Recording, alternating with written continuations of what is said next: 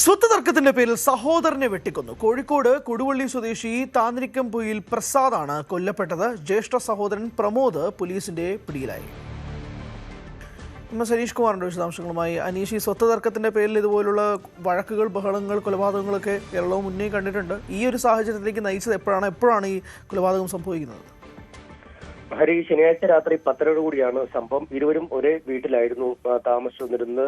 കൊടുവള്ളി താന്നിരിക്കാം സ്ഥലത്ത് മരിച്ച പ്രസാദിന് 50 വയസ്സും ഇയാളുടെ സഹോദരൻ പ്രമോദിന് 54 വയസ്സുമാണ്. ഇയാളെ രാത്രി തന്നെ പോലീസ് കസ്റ്റഡിയിലെടുക്കുകയും ചെയ്തു. കൂലിപ്പണിക്കാരനായ പ്രസാദും മരപ്പണിക്കാരനായ പ്രമോദും തമ്മിൽ ദീർഘകാലമായി സ്വത്ത് സംബന്ധിച്ച തർക്കം നിലനിന്നിരുന്നു. ഇതുമായി ബന്ധപ്പെട്ട് ഇവർ കോടതിയെ സമീപിക്കുകയും ഉത്തരവ് ലഭിക്കുകയും ചെയ്തിരുന്നു. എന്നാൽ ഈ കോടതി ഉത്തരവിന് ശേഷവും ഈ തർക്കങ്ങൾ പരിഹരിക്കപ്പെട്ടില്ല എന്നാണ് നമുക്ക് മനസ്സിലാക്കാൻ കഴിയുന്നത്.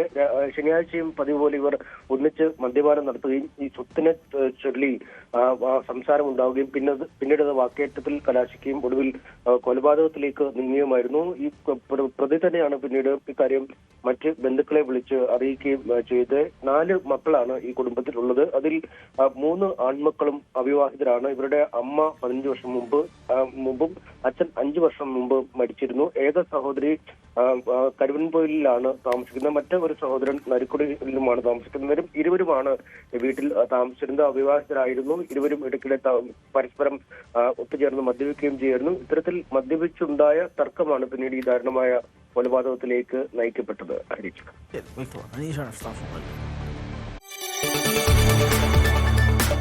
കൂടുതൽ വാർത്തകൾക്ക് news 18 Kerala YouTube channel subscribe ചെയ്യുക.